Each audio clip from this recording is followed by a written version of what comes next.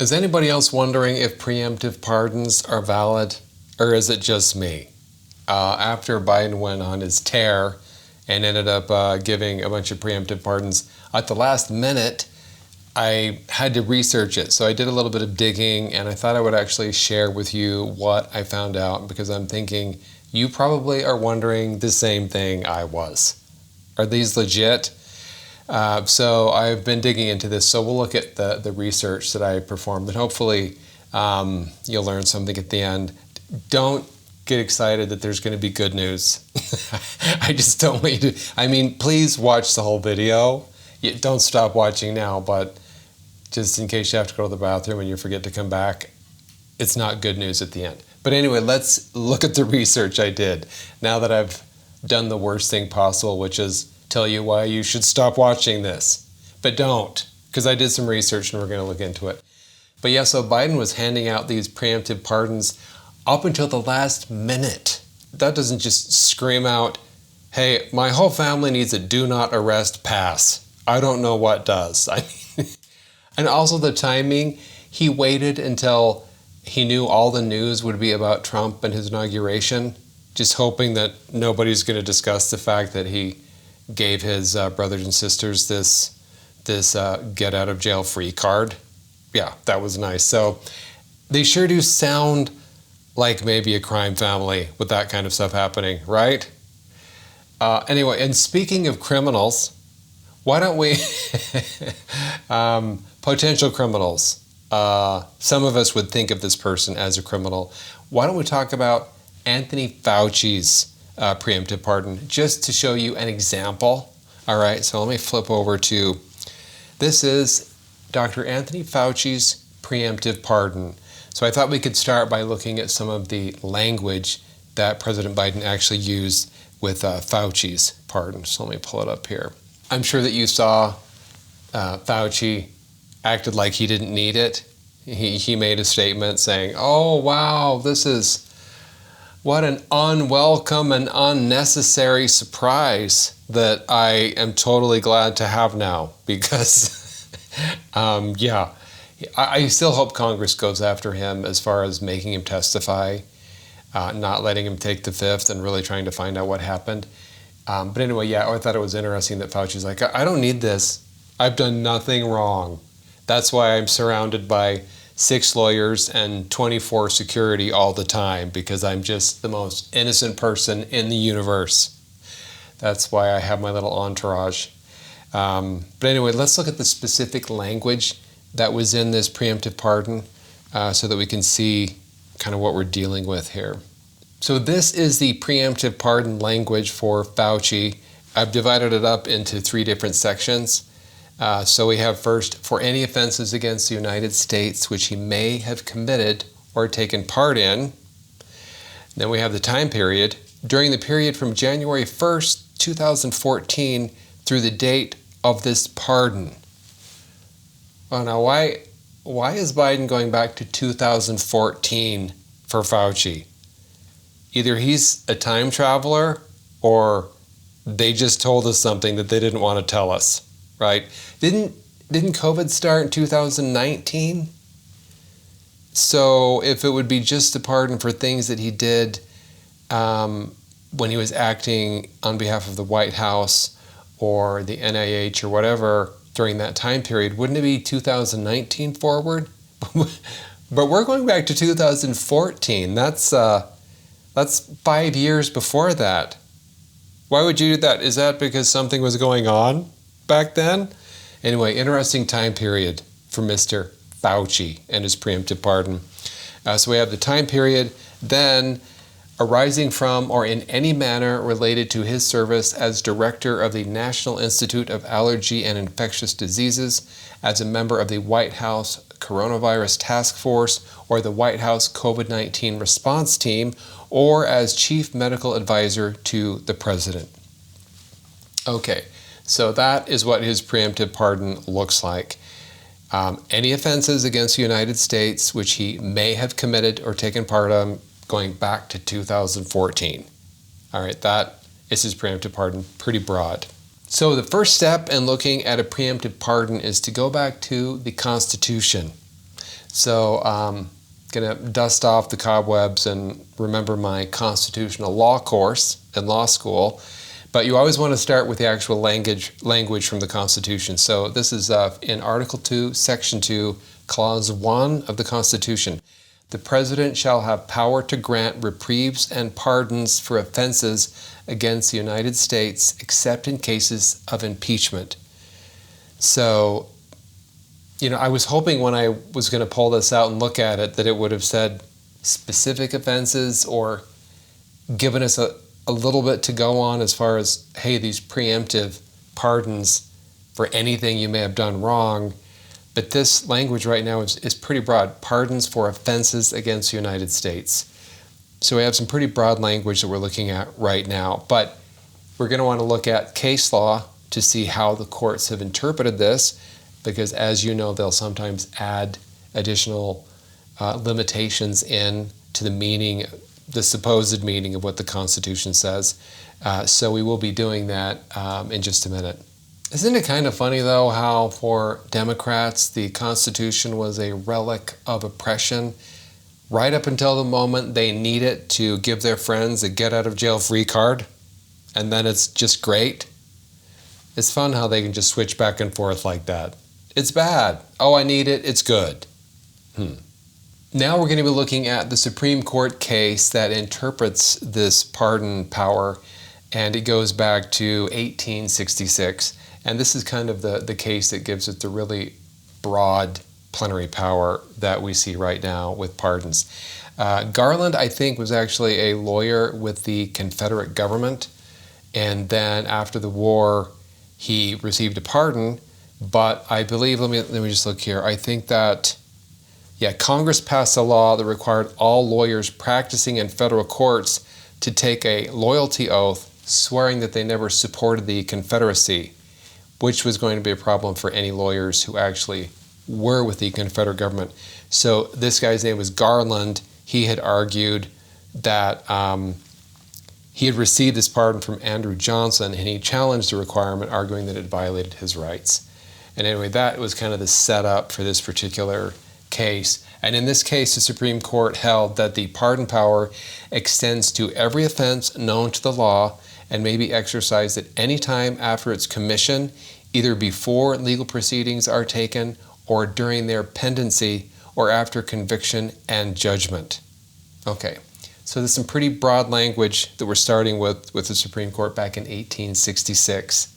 The Biden administration, back when he was in, they were renaming anything that had to do with a Confederate soldier or the Confederacy. They were tearing down monuments, just going crazy, right? Well, this particular case that gives you really broad pardon power, the name Garland, that is the name of a Confederate government worker, lawyer. So I'm surprised they didn't rename this to, instead of Ex parte Garland, to Ex parte, we're really sorry about our history, but we do want to keep the pardon power because I got to get all my brothers and sisters get out of jail free cards. So we're going from that case in 1866. Now we're going to jump all the way forward to President Ford, when he actually gave a preemptive pardon to Richard Nixon. And this was a preemptive pardon. Here is some of the language here. So he gave Nixon this pardon, saying a pardon that was a full, free, and absolute pardon for all offenses against the United States which he had committed or may have committed. So Nixon hadn't been formally charged at the time of the pardon, so this was a preemptive pardon in the same way that a bunch of Biden's pardons were preemptive pardons. Just a little bit of history that I thought was interesting. So it was in August of 1974 when Nixon officially resigned. Then Gerald Ford granted Nixon the pardon September 8th, 1974. So it was almost 1 month to the day after he resigned that Ford gave him the pardon. So a lot of people were thinking they had a deal, or they talked about the fact that, okay, you resign, I'll give you a pardon, okay? There was never any evidence of an agreement like that, but I think a lot of people thought that's what happened, and that's what probably happened. I mean, if somebody's a president and then he's got to resign and he's putting his VP in, I would think they're close enough that he probably would say like, hey, will you do me a solid and, pardon me after then? And I would think that probably happened. It wouldn't surprise me if it happened like that. But Ford's pardon of Nixon did really cost him politically. That upset a lot of people, and a lot of people think that is one of the reasons why Ford lost to Jimmy Carter, or as I like to call him, the first Joe Biden. Yeah, those two. But I think Joe Biden's clearly way worse than Jimmy Carter was, but they were similar. All right, next we're going to go to a district court case, and this does have to do with the Nixon pardon, actually. So this was a lawyer who, I guess, was super upset that Nixon got a pardon. It seems like he was very consumed with hating Nixon. So I'm guessing he was maybe a lot like Nancy Pelosi is with Trump, just like that's all that she can think about. So maybe that's why this lawyer was going crazy about this. But anyway, so this lawyer challenged the validity of the pardon, and he was arguing that the pardon should only be granted after an indictment and a conviction. So he's kind of challenging that preemptive nature. The main issue in this case was, can a U.S. president issue a pardon for offenses that have not yet resulted in charges or a conviction? A preemptive pardon, which is basically what Biden has done with a bunch of people. And the main holding of this case, again, it's a district court case, but it did kind of continue to support this preemptive pardon notion. The power to this is from the court case. The power to pardon is an executive. Let me read that again because I can't read. Okay, the power to pardon is an executive prerogative of mercy, not of judicial control. It extends to every offense known to the law and may be exercised at any time after its commission, either before legal proceedings are taken or during their pendency or after conviction and judgment. So that basically this district court is laying out the fact that yes, anytime after it was committed, you can have this pardon that extends to those kind of offenses, which was basically what the Nixon pardon was. And next, we're going to go to a preemptive pardon that Jimmy Carter granted. So this was to the Vietnam draft Dodgers back in '77. Jimmy Carter actually granted a blanket pardon to people who had baited the draft during the Vietnam War. And many of those people had not yet been charged or convicted. Do you want to take any guesses at how many people that he probably pardoned with this blanket pardon? Because I looked it up. They're estimating it was 500,000 people, 500,000 people he probably pardoned with this blanket pardon for those people who were dodging the draft, going to Canada. Some had been charged, some hadn't. 500,000. That is nuts. And this particular move by Carter was not very popular. Not that he needed other things to make him not popular, but this was one of the things that I think more than half of the people in the country really didn't like. So he gave all of these draft dodgers a second chance, but his second term, not so much. So after my research, my conclusion is that the case law really seems to support the validity of these preemptive pardons. I think it's lame, and I don't like these preemptive pardons. I think it's a terrible precedent that Biden is setting. And when you combine this lawfare that they've already been conducting against Republicans and conservatives, and then in combination with the fact that he basically preemptively pardoned a bunch of people on his hit squad, I don't know how Republicans can't turn around and feel like they have to do the same thing to protect the people who otherwise the next Democratic administration is going to go after with this lawfare types of stuff. Because it seems like now that they've upped the ante and they've kind of taken part in that, I hope it doesn't, but I'm afraid this is just going to escalate things to where we have a bunch of preemptive pardons and lawfare against the other side. It just, thanks to President Biden and his team who started all of this. So I didn't see any cases where a pardon from a president was invalidated. It's a very broad power that the courts give tons of deference to. Now, I don't like these, so these preemptive pardons that Biden's been giving, so I tried to just brainstorm a little bit and come up with some ideas. So I tried to come up with some arguments that maybe could try to be argued against these preemptive pardons. And let me just tell you right now, these are not good. But these are, in my view, these are probably the best ideas I had. If I had to try to come up with some reasons to try to argue these preemptive pardons weren't valid, these were the best ones I could come up with.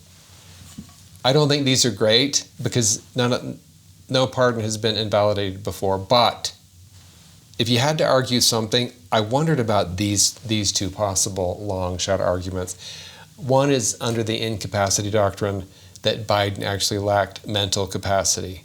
Why? Well, come on, because he walked out in the jungle for no reason, because he's tried to shake hands with a ghost so many times that it's crazy. Just watch the 2024 presidential debate. There are so many times when he just clearly is not there. Well, actually, Mike Johnson just barely talked about how President Biden wasn't aware that he had signed an executive order, that he was being interviewed about that, and how shocking that was. But we all knew that was happening. So somebody was clearly pulling the strings for a lot of what Biden was doing. And so I wondered if there could be an argument made that he lacked the mental capacity to actually pardon someone. And under the Constitution, only the president has the power to pardon someone. So if he is not in control of his faculties enough to be able to know that he's pardoning people, then I don't know. I just think maybe that's an argument you could make. He wasn't actually the one doing it. It was somebody else pulling the strings, putting stuff in front of him to sign. And so it wasn't really a presidential pardon. It was whoever the puppet masters are in the background, they were doing it. Okay, I don't know. Maybe that's a decent argument, or maybe it's terrible, but there's not a lot of good arguments against these preemptive pardons. So I'm trying to come up with something. And the other possible argument I think is related to that. Is kind of a fraud. Somebody committed fraud or undue influence on Biden, kind of forcing him to sign these or getting him to sign these by some kind of fraud or undue influence on him because he wasn't really there. I don't know. Like one example would be he wants to run for president. He tells everyone, I'm going to stay in the race for president. And then guess what? Magically, he's not running for president. And Nancy Pelosi is standing behind him saying, see what I did? Like that kind of thing. He clearly wanted to. He said he was going to. And then because of serious pressure and threats, he decides not to. Those kind of, I don't know, any kind of fraud or undue influence on him where he didn't really have the freedom to decide to pardon someone in some way. Again, hey, look, I know these aren't fantastic, but I feel like these are at least something that could be argued. Especially the incapacity one, because he's clearly not all there. He's had so many times when he just was clearly not there that it seems like an argument could be made that the president was not functioning, so he could not have pardoned anyone. And this is someone else, and they don't have the pardon power under the Constitution. Only the president does. Now I know probably the counter argument would be, well, why didn't they 25th Amendment him? Well, because they're Democrats. That's why. Anyway, so, all right, that is what I found out. Not great news. They do look like they're valid from my research. I don't think preemptive pardons are good. I think it's an unfortunate step.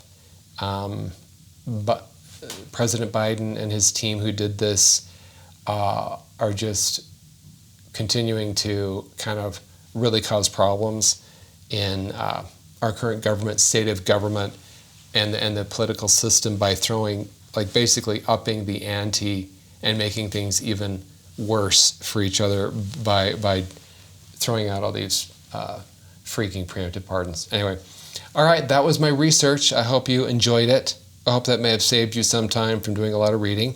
And I'm going to try to be doing some of these videos from time to time where I just dig into one subject a little bit more. So if any of you have any other topics that you'd like me to cover, please comment below. I actually picked this one from all the comments and messages that I was receiving asking me if preemptive pardons are they legal? Are they constitutional? Are they valid? So I got all those and I thought I should actually do a video on this. So anyway, that's why I did it. All right, thanks for watching. Good night.